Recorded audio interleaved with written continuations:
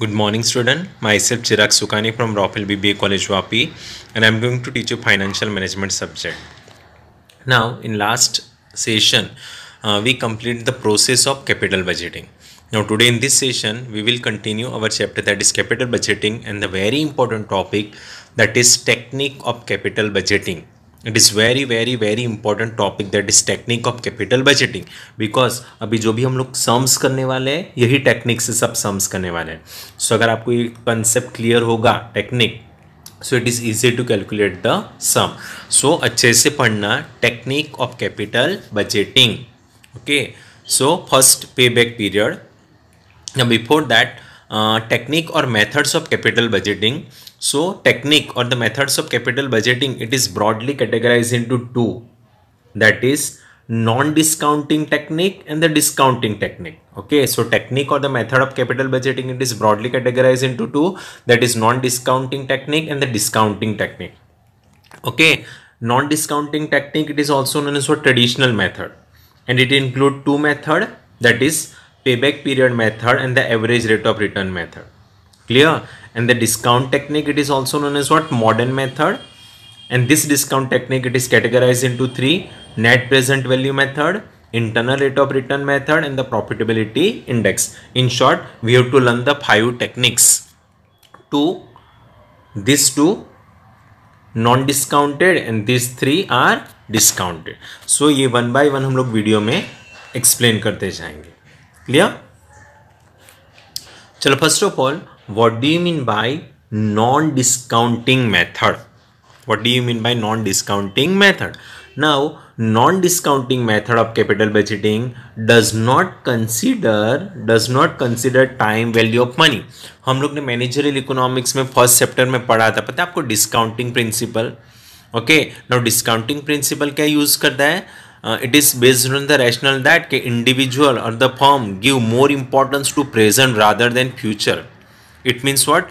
Rupee of today worth more than the rupee of tomorrow. Okay, यानी कोई भी firm और इंडिविजुअल प्रेजेंट को ज़्यादा फोकस करता है rather than the future value, because आज का जो रुपी का वैल्यू है it is more than the future. It means what?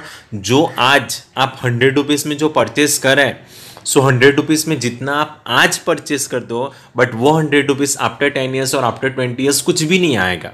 इसीलिए बोला जाएगा कि present value of rupee worth more than the rupee of tomorrow, यानी आज के दिन का वैल्यू ज़्यादा है as compare to future value. Okay, so this is what time value of money. So time value of money का concept क्या है? मैंने आपको बोला कि टाइम वैल्यू ऑफ मनी और डिस्काउंटिंग प्रिंसिपल मीन्स व्हाट? के rupee of today worth more than the rupee of tomorrow. Okay, यानी प्रेजेंट वैल्यू ज्यादा है as compare to the future.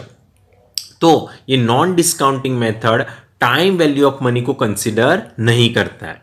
In other words, each rupee earn in the future is assumed to have the same value as each rupee that was invested many years earlier.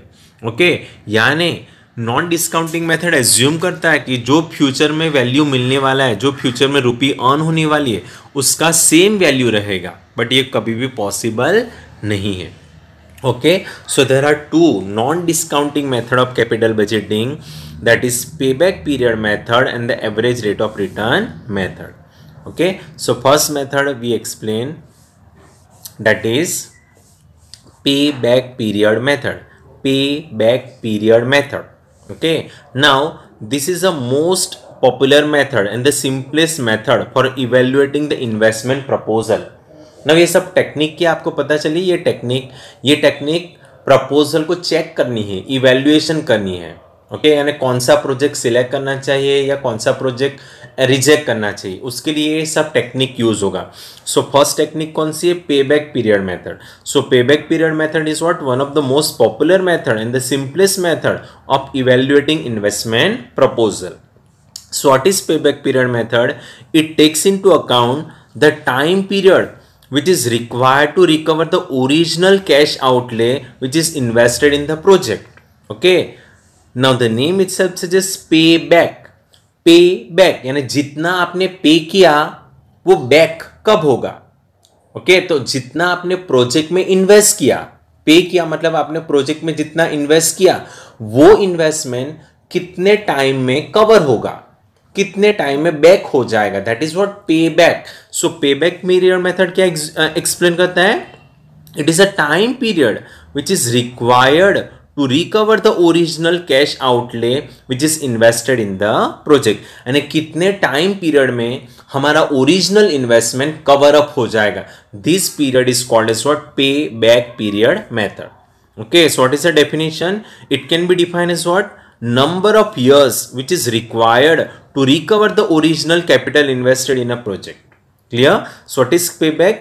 It is a number of years which is required to recover the original capital invested in a particular project. Okay, and a particular project में suppose मैं 1 lakh rupees invest करूँ, so वो 1 lakh rupees 5 years में cover up हो गया, it means what? 5 years will be payback period. So payback is what? Time period which is required to recover the original investment. This is what payback period method. आया समझ में? Now this payback period method can be calculated with the help of two approaches. So two approaches are used for the calculation of the payback period method. So first approach, when cash flows are equal. Okay, now what do you mean by cash flows are equal? कि when the cash flow received is same every year, then the payback period is calculated by using this formula. Okay, यानी suppose you as a management आप assume करते हो कि मैं कोई भी machinery में या कोई भी प्रोजेक्ट में इन्वेस्ट करूं तो मुझे every year same cash flow मिलेगा। से एग्जांपल में 1 लाख रुपीस कोई मशीनरी में इन्वेस्ट करूं तो एवरी ईयर मुझे 10,000 मिलता रहेगा। This is what cash flows are equal. So when the cash flows received is same every year, then the payback period it is calculated with the help of this formula, and the formula is what? Initial investment divided by annual cash flow. Initial investment division, initial investment divided by annual cash flow. Okay, so यहाँ पे example देखो, if a project require investment of rupees 20,000, investment कितना है 20,000, and it is expected to produce cash flow after tax of rupees 5,000 for 10 years. Okay, कोई भी एक particular project है उसमें इन्वेस्टमेंट कितना है 20,000 और उसमें से मैनेजर क्या एक्सपेक्ट करता है कि मुझे 5,000 रुपीज सेम मिलता रहेगा for 10 years. Okay, then the payback period will be 4 years. How it is calculated 4 years? That is initial investment divided by annual cash flow ना। सो इनिशियल इन्वेस्टमेंट कितना है 20,000 divided by 5,000 annual cash flow है। So आपका 4 years आपका answer आएगा। It means what, जो total investment 20,000 है will be recovered in the 4 years. That is what पे back. Rupees 20,000 will be recovered in the 4 years. आया समझ में? सो ये पर्टिकुलर एग्जाम पे इनिशियल इन्वेस्टमेंट 20,000 रुपीज है और मैनेजर एक्सपेक्ट करता है कि मुझे एवरी ईयर 5,000 10 years तक मिलता रहेगा। सो जो आपका 20,000 है वो 4 years में कवर अप हो जाएगा। ओके, तो फॉर्मूला क्या था? Initial investment divided by annual cash flow. So 20,000 divided by 5,000 is what 4 years. It means जो आपका इनिशियल इन्वेस्टमेंट है rupees 20,000 will be recovered in 4 years. Clear? Then next method, second approach, when cash flows are not equal. Not equal यानी first year में 10,000 मिलेगा, second year में 5,000 मिलेगा, third year में 20 मिलेगा, फोर्थ ईयर में 40,000 मिलेगा, कुछ भी हो सकता है. Okay, so in this situation payback period is calculated by the process of cumulative cash flow. Okay, आपको जब कैश फ्लो कांस्टेंट नहीं है, इक्वल नहीं है, तो वो केसेस में आपको कौन सा मेथड यूज करना है? Cumulative cash flow.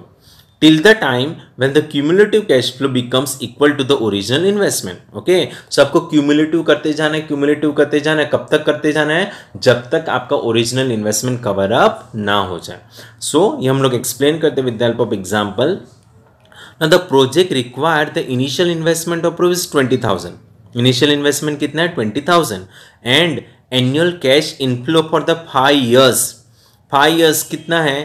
First year में 6,000, सेकंड ईयर में 8,000, थर्ड ईयर में 5,000, फोर्थ ईयर में 4,000 एंड द फिफ्थ ईयर में भी 4,000 है. ओके, इट मीन्स व्हाट, जो ये कैश फ्लो है वो क्या है? अलग अलग है, अनइक्वल है, आर नॉट इक्वल. सो वो केसेस में आपको इनिशियल इन्वेस्टमेंट 20,000 है एंड 5 years का कैश फ्लो अलग अलग दे दिया 6,000, 8,000, 5,000, 4,000 and the 4,000. So what will be the पे बैक पीरियड? सो आपको कैलकुलेट करना है with the help of cumulative cash flow. Clear? किससे होता है देखो. So here year cash flow after tax and the cumulative cash flow. So year 1 2 3 4 5 years का project है. सो फर्स्ट ईयर का कैश फ्लो 6,000, सेकंड ईयर का 8,000 था, third year में 5,000 था, फोर्थ ईयर में 4,000 एंड द फिफ्थ ईयर में 4,000. Cumulative मतलब ऐड करना है. सो फर्स्ट में 6 का 6 रहेगा. नाउ 6 प्लस 8, 6 प्लस 8 क्या हो जाएगा 14. नाउ 14 प्लस 5 तो 19, 19 plus 4 23 plus 4 27. That is what cumulative.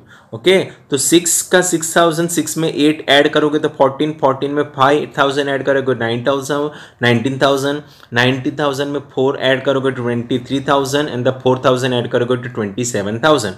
तो ये आपका क्यूमुलेटिव कैश फ्लो आ गया. क्लियर? नाउ आपको क्या देखना है कि जो ओरिजिनल इन्वेस्टमेंट 20,000 है, जो ओरिजिनल इन्वेस्टमेंट कितना है 20,000, वो 20,000 कितने साल में कवर अप होगा? तो क्या देखो, फर्स्ट ईयर में कवर अप होगा नहीं, सेकंड ईयर में नहीं, थर्ड ईयर में नहीं. इन शॉर्ट थर्ड ईयर में अप टू 19,000 तो कवर अप हो गया. थर्ड ईयर में 19,000 कवर अप हो गया. अभी बचा कितना 1,000. नाउ वो 1,000 कहां से कवर अप होगा? फोर्थ ईयर के कैश फ्लो से कवर अप होगा ना. आ रहा है समझ में? इट मीन्स आपका पेबैक का आंसर किस में आएगा? Between third and fourth year, 3 and 4 year के बीच में. ओके, नाउ 3 ईयर्स तक आपका 19,000 तो कवर अप हो गया. अभी बचा कितना खाली 1,000, और वो 1,000 कवर अप होगा फोर्थ ईयर में से. ओके, एंड बट 4 ईयर का कैश फ्लो कितना है 4,000, बट हम लोग को तो अभी खाली कितना कवर अप करना है 1,000. तो हम लोग को फ्रैक्शन अमाउंट फाइंड आउट करना है, फ्रैक्शन. सो फ्रैक्शन कैसे होगा? जो आपका 1,000 बाकी है, जो 1,000 बाकी है वो कहाँ से कवर अप होगा? फोर्थ ईयर के कैश फ्लो से. सो 1,000 डिवाइडेड बाई 4,000 करना पड़ेगा. सो 1,000 डिवाइड बाई 4,000 का आंसर क्या आएगा? 0.25 आएगा, 0.25. बट पे बैक हम लोग को टाइम पीरियड में चाहिए. सो हम लोग क्या करेंगे 0.25 को 12 के साथ मल्टीप्लाई करेंगे. इट मीन्स 3 आंसर आया, 3 यानी 3 मंथ आया समझ में. इट मीन्स आपका पे बैक का आंसर कितना आया 3 इयर्स पूरा, 3 इयर्स पूरा. ओके, एंड जो 1,000 बचा वो 1,000 3 मंथ में ही कवर हो गया. एंड आपका आंसर 3 इयर्स एंड 3 मंथ आया आंसर. आया समझ में? इट मीन्स जो पेबैक पीरियड है, जो पेबैक पीरियड है, payback period is 3 years and the 3 month. It means जो आपका ओरिजिनल इन्वेस्टमेंट 20,000 है will be recovered in 3 years and the 3 month. आया समझ में? तो आपको याद रखना है जब cash flows are not constant, अलग अलग है, तो वो केसेस में आपको पेबैक कैलकुलेट करना है with the help of cumulative cash flow. Cumulative करना है, देखना है कि हमारा इन्वेस्टमेंट 20,000 है. सो 20,000 फर्स्ट सेकंड थर्ड में क्लियर नहीं होगा. सो 19,000 क्लियर हो गया. अभी बचा कितना 1,000, और वो 1,000 कहाँ से कवर अप होगा? फोर्थ ईयर के कैश फ्लो से. ओके, सो 1,000 डिवाइडेड बाई 4,000 करना पड़ेगा. सो आपका आंसर कितना है 0.25. इट मीन्स व्हाट 3 इयर्स पूरा and 25 month, 0.25 month. So month में करना है तो उसको 12 के साथ मल्टीप्लाई करेंगे तो 3 आएगा. इट मीन्स 3 इयर्स पूरा एंड द 3 मंथ में हमारा ओरिजिनल इन्वेस्टमेंट कवर अप हो जाएगा. Clear all of you? जब सम्स करेंगे तो और क्लियर होगा. Now accept reject criteria, because management को तो कौन सा प्रोजेक्ट सिलेक्ट करना है, कौन सा रिजेक्ट करना है. ओके, तो दैट इज व्हाट पेबैक के लिए एक्सेप्ट रिजेक्ट क्राइटेरिया क्या है. Generally the management decide payback period in advance. This period is known as what cut off period. यानी टॉप मैनेजमेंट आगे से डिसाइड कर लेता है कि हमारा कोई भी प्रोजेक्ट में इन्वेस्टमेंट मिनिमम 5 ईयर का होना चाहिए. 5 ईयर्स से ज्यादा होगा तो हम लोग उसको एक्सेप्ट नहीं करेंगे. That is what cut off period. So वो पीरियड एडवांस में डिसाइड करते हैं टॉप मैनेजमेंट. ओके, तो if actual payback period of the project is more than what is fixed by the management, It means what? Payback period is higher, greater than maximum acceptable period. So project को reject कर देना है. Okay, suppose I as a management मैंने select किया minimum maximum acceptable payback period 5 years का होना चाहिए, but मेरा प्रोजेक्ट 6 years आया, यानी 6 years इज मोर देन 5, सो ये प्रोजेक्ट को एक्सेप्ट नहीं करूंगा. ओके, तो एक्सेप्ट कब करना है? When payback period of the project is less than what is fix by the management. यानी जो मैनेजमेंट ने कितना फिक्स किया था, मैनेजमेंट ने 5 किया था, बट हमारा प्रोजेक्ट कितने कवर अप हो गया? 3 years में. It means what? We accept the project. Clear? This is what accept reject criteria, जो एग्जाम में आता रहता है 2 marks में भी. Clear? Now how to rank mutual exclusive project. तो हम लोग ने पढ़ा है म्यूचुअल एक्सक्लूसिव प्रोजेक्ट मतलब क्या होता है. एक प्रोजेक्ट को आप सिलेक्ट करते हो तो दूसरा प्रोजेक्ट रिजेक्ट हो जाता है. सो वो फॉर्म के पास बहुत सारा प्रोजेक्ट है, तो कौन सा प्रोजेक्ट को रैंक देना है. Okay, with the help of payback period method. So each project is ranked based on the payback period.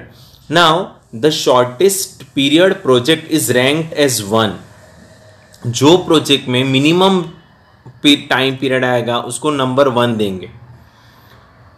Longer than that is given number 2 and so on. यानी प्रोसेस चालू रहेगा. सपोज यहाँ पे मेरे पास 3 project था, A B and the C. Okay, A का payback period 3 years आया, B का प्रोजेक्ट पीरियड 2 years आया, ओके, एंड सी का प्रोजेक्ट पेबैक पीरियड 5 years आया. इट मीन्स बी को मैं 1 नंबर दूंगा, ए को मैं 2nd नंबर दूंगा एंड सी को मैं 3rd. That is what rank. यानी जो प्रोजेक्ट का पेबैक पीरियड लोवेस्ट होगा उसको first rank, then after 2nd rank and then after 3rd rank. Okay, and the project with the shortest payback period is selected for the capital expenditure. okay, so मैं यहाँ पे कौन सा project select करूंगा? Project B को select करूंगा and A and C को reject कर दूंगा. आया समझ में? सो दिस इज व्हाट पे back period method. Now advantage and limitations we will discuss in the next video. Bye.